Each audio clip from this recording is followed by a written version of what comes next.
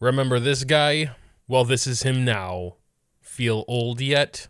We'll get into why I decided to upgrade my pre-built after we get done building the new one, but for now, here's a sort of rough build of the new system. Enter the Crystal Series 680X. Here are my first thoughts. That is a chunkster.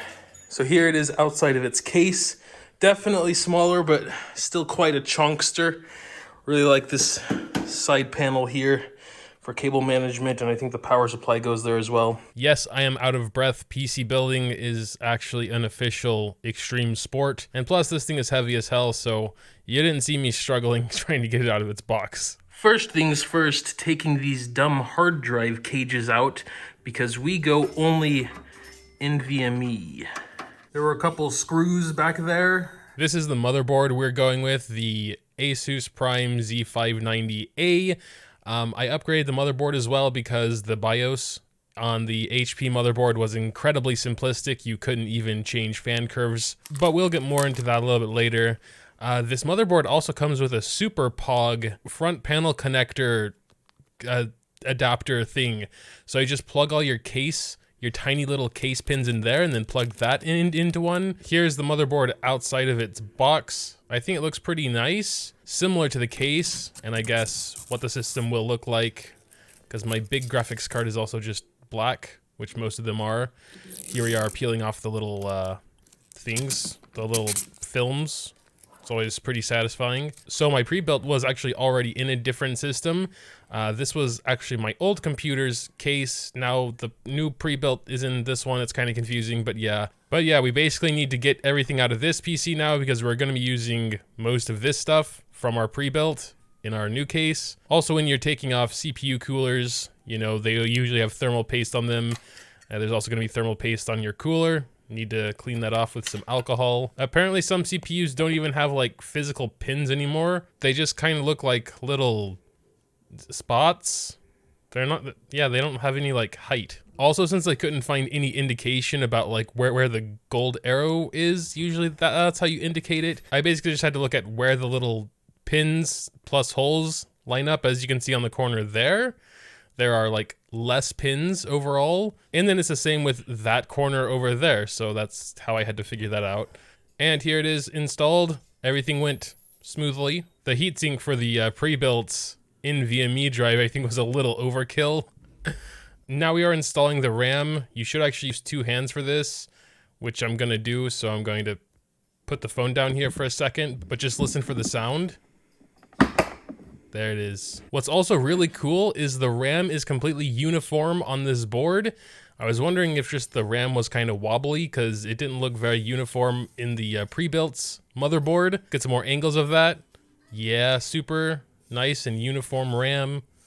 Extreme poggers. These little things are pretty genius. Usually you have to unscrew the screws for the M.2s, but these you just kind of twist the little plastic thing to hold them in place. Guess? Wait. There we go. Huh. Alright, so storage, RAM, and CPU have been installed. The next thing is to get it into the case. Generally, you would install the CPU fan as well, but since we're going with an AIO, we're going to do that after we get the motherboard in. Alright, motherboard is installed. We also got a larger plus RGB fan for the back there. These three are RGB already, kind of wanted to match the aesthetic. Also, motherboard matches decently well as well. Nice and silver. Although I guess the RGB would need to be on to see an actual difference. We also did get a new AIO as well. I thought the thermal take was fine, but new case needs a new AIO because my old case could only fit, or basically we can say a 240 millimeter radiator. This is a 280 millimeter radiator. Bigger means more cooling with less noise. That's basically all there is to it. Also, it's from Corsair, which is nice because it's a Corsair case. You know, all their RGB stuff can go together. These, unfortunately, are not RGB fans that come with the AIO, which is super sad, but I can always replace them later. It's just that the Corsair RGB fans, especially of the 140 millimeter variant, are Very expensive. They're like 35 euros each. I like your stuff, Corsair, but is it too much to ask to kind of have these in separate bags? So we have almost everything installed by now. The one thing that was the big challenge here was there's the CPU sort of connector up here, and the AIO is very tight. The fans still spin without any problem. Nothing's in the way, but that was a really, really tough thing to get in there. There are also like a bunch of cables coming off the AIO pump, which aren't the best looking, but I don't really have much of a choice. The tubes themselves, I think, are fine. Nothing should be touching, which I don't know if is a massively big deal or not, but I heard, you know, things can vibrate and stuff throughout the case if the tubes are touching something. And here we are installing the power supply. We're actually getting pretty close to being finished now. So here it is, pretty much fully configured. These are super unsightly as well. These are the CPU fans. I did eventually take those out and just put them in the hub back there, the Corsair hub, and everything turned out fine as well. Once I put the pump in the CPU fan so I don't get a CPU error on startup. But yeah, I mean, it looks pretty good from this side. What about the other side? Oh my god. Unfortunately, we also have to build a table because I have no space on my desk, and I kind of want it on my desk. Thankfully, building a simple table isn't as hard as building a PC, so that was done pretty quick. Only thing left to do now is turn it on and hope everything works out. We do have to use an extension cable. I have no outlets closer, which may not be best practice, especially when it kind of slightly levitates off the ground. Nothing I can do about it right now anyway. So, here we go. Is it gonna turn on? Absolutely not. I always turn the power supply switch off, but it's kind of hard to see, so I'm trying to feel around if I can turn it back on. There that was. It still doesn't turn on because I accidentally hit the eco mode switch. There are two switches back there. I think we do eventually find the power switch though. Yes, it was this one. And you can see the motherboard lights are turning on because it's receiving power. Nothing else, however, because we haven't hit the power switch yet, which we're gonna do now. It works! It's alive! And the RGB is kind of cute. Now, of course, to take this off, I can imagine it's been driving some of you kind of crazy. That comes off really nice and smooth, which is PogChamp. There's some more in here, which we're going to get to, obviously. Nice and peely, smooth goodness. I don't know what else to say during this segment, but I can't just skip a peel. You know, it's like the best part of any tech video, is taking off the peel. But that was it. I was lying, we have one in the front as well. Boom. Oh god, yeah, I kind of messed that up. But yeah, there it is. I think it turned out pretty well, actually. I'll probably put some fans in the bottom of the case as well, for some intakes, just because there's space for them, why not? It all started with the CPU cooler. A one fan 120mm AIO. I just felt that it did not do a good enough job at cooling the CPU. All I know is that when I ran a stress test, which is basically just something that, you know, maxes out the CPU usage, it instantly spiked to 100 degrees Celsius. And then after a few seconds, once the singular fan ramped up to maximum speed, you know, it actually sounded like a jet engine, and I was worried that it's gonna start lifting off.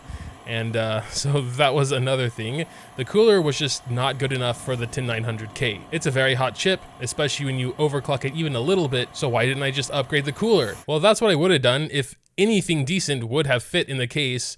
Most, you know, good air coolers wouldn't fit in the case because they are too tall. Any other water cooler wouldn't have fit in the case either because there's no space.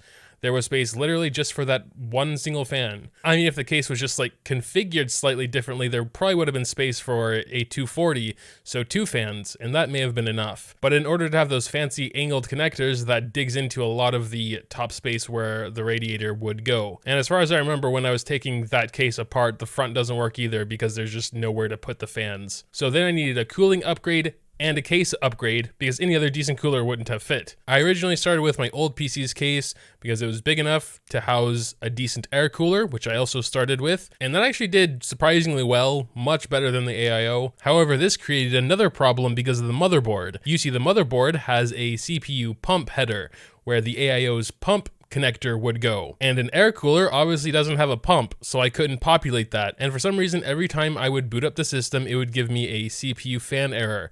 And if I didn't click enter within 15 seconds, the system would shut down again. That wasn't that big of a deal, but I would also get random restarts in the middle of recording, in the middle of editing, doesn't matter. I could never tell if that was because of this weird CPU error. The temperatures of the components were always fine. I was always monitoring them, but it was just causing me a lot of issues. So then I got another AIO, that thermal take from earlier.